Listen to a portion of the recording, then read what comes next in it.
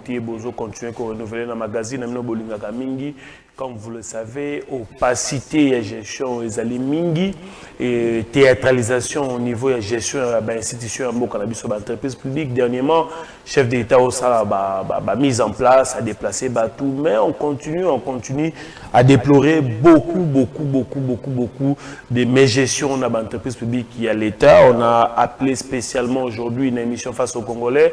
Le coordonnateur de l'ASBEL, PEMVES, lui a l'habitude de côtoyer, il a l'habitude de faire des contrôles, il a l'habitude d'observer ce qui se passe avec les institutions. Il y a Mboka Nabiso avec lui, on va parler des différents cas de mégestion qui règnent au sein des entreprises publiques. Ludovic Kalinga et Imbotina.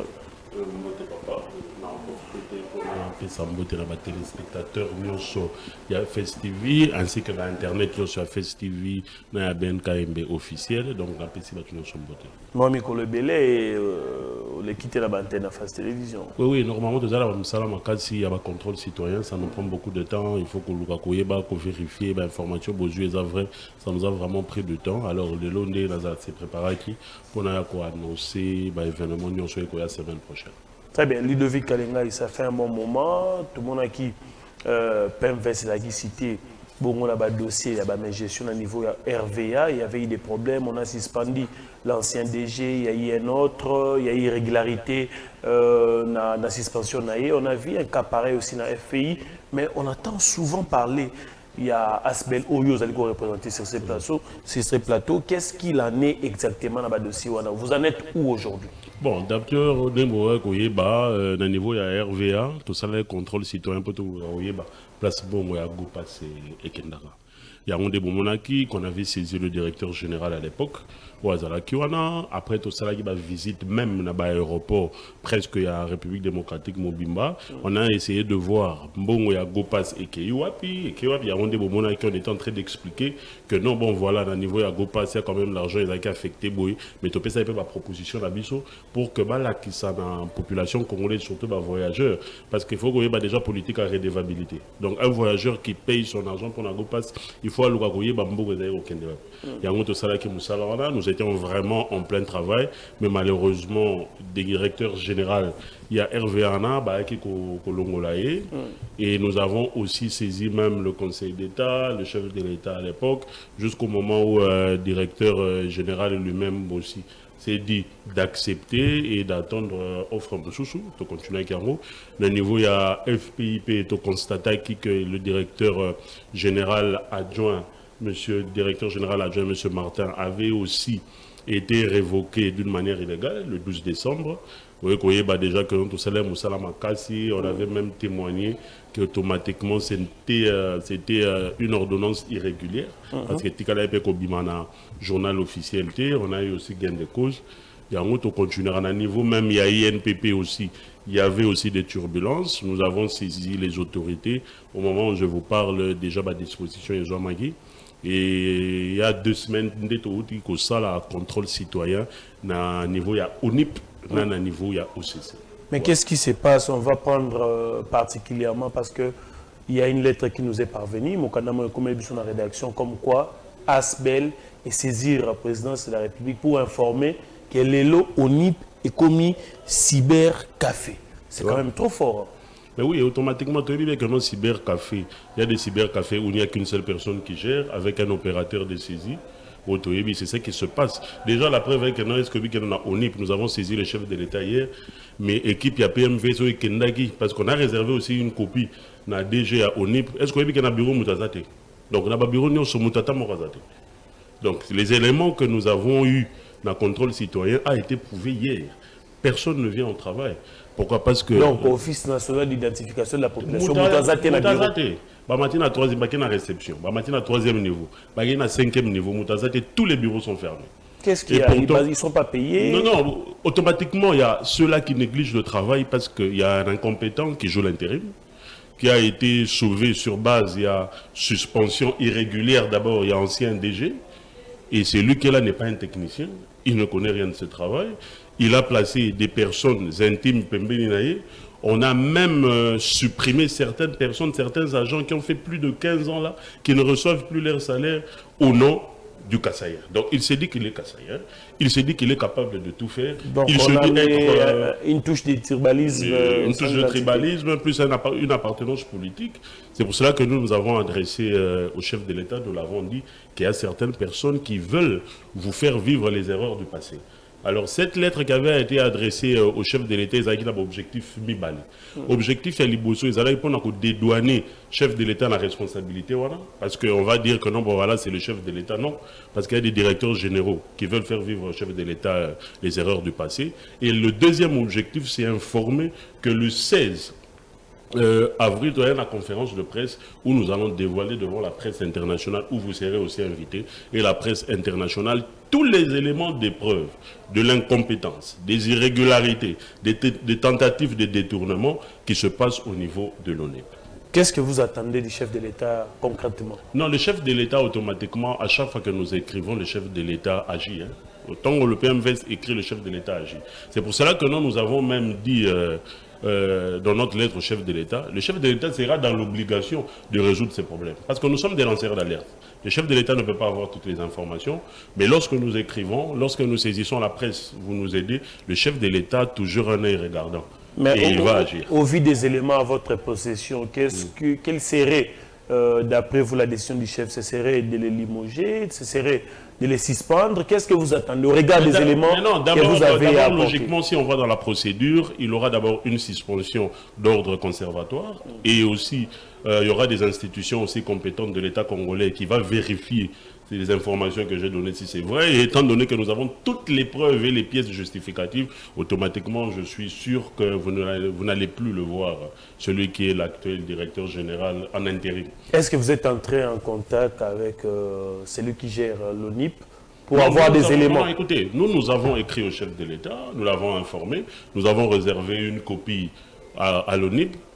Et comme d'habitude, les gens ne viennent pas au travail. Et aussi, personnellement, le PMVS est entré en contact avec les banques syndicales. Parce que c'est les banques syndicales qui est aussi censé nous dire réellement les informations si nous avons, est vrai. Nous avons appelé personnellement, le PMVS a appelé le président du banque syndicale hier pour lui expliquer la situation. Il a fui. Oh. Il a fui. Même le président du banque syndicale. Je lui ai dit, les informations que nous avons sont telles. Vous qui êtes là, est-ce que c'est vrai ou c'est faux? Il a fui, jusqu'à maintenant. Alors nous comprenons qu'automatiquement les éléments sont vrais. Alors le 16, nous allons organiser une conférence de presse. Très bien, merci beaucoup. Il faut aussi dire que la lettre ne s'est pas limitée là. L'adresse prend, la lettre prend aussi en compte la gestion dans l'entreprise qu'on appelle OCC, Office de contrôle.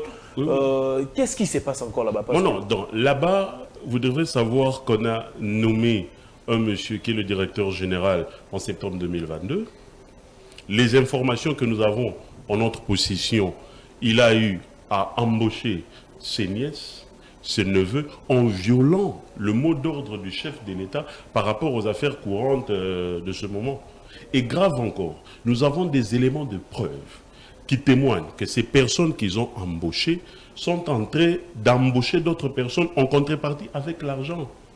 Et toutes les personnes qui donnaient de l'argent l'ont fait expressement et filmé. Nous avons des vidéos.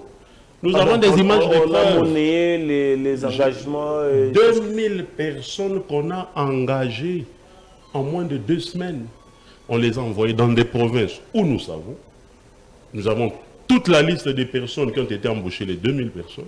Il fallait embaucher 200 personnes d'abord en violation du mot d'ordre du chef de l'État. Ils sont allés à 2000 personnes. Nous avons tous ces éléments. Les noms des personnes qu'ils ont embauchées, les noms des personnes qui ont remis de l'argent, les endroits où ils ont été affectés.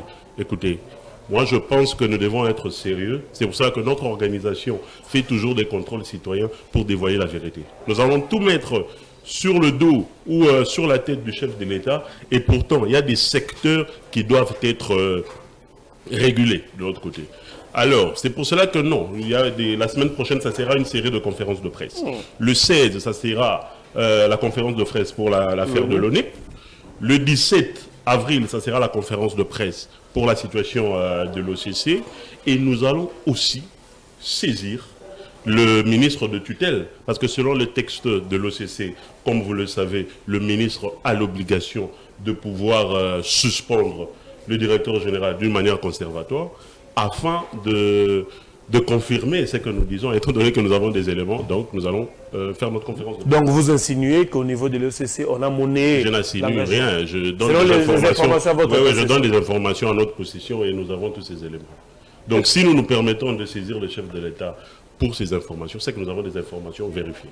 Et l'article 67, écoutez, l'article 67 de la Constitution nous donne ce privilège de faire le contrôle citoyen. Là où nous avons la liberté constitutionnelle. Et nous saisissons le chef de l'État, comme il est le garant de la nation, pour l'informer et lancer l'alerte.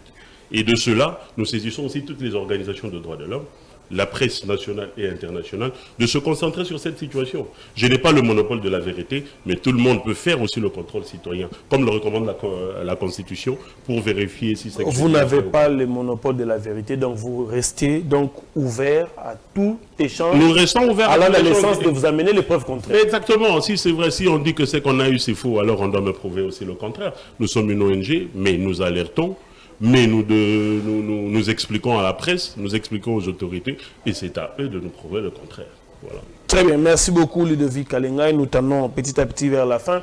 Mais dans tout ce que vous venez de nous dire ici, qu'est-ce que les Congolais doivent retenir? Est-ce que, de façon générale, la marche, parce que vous parlez, on a parlé, il y a eu un cas chez RVA, il y a eu un problème chez FPI, aujourd'hui on parle OCC, on parle au NIP. Vous continuez à faire les contrôles citoyens, il y a encore beaucoup d'entreprises qui ont des problèmes. Oui. Qu'est-ce qu'on doit retenir de façon générale? Non, c'est qu'on doit retenir de façon générale et que chaque Congolais puisse se mobiliser dans son coin aussi pour faire le contrôle citoyen à sa manière. On ne doit pas rester là planté pour accuser le chef de l'État et pourtant il est en train de faire beaucoup d'efforts pour régler ce problème. Mais parce qu'on dit le bilan en fait, comme j'ai toujours dit, le bilan, il s'agit d'une interaction entre les gouvernants et les gouvernés. Nous qui sommes gouvernés, nous devons apporter aussi des solutions. Nous devons proposer. Voilà, le PMVS a initié ces contrôles citoyens afin de saisir les autorités en lançant l'alerte. Et j'aimerais aussi que toutes les associations, tout individu libre fasse aussi le même travail. Je pense que si nous avons cette culture-là, nous allons aider notre pays à avancer.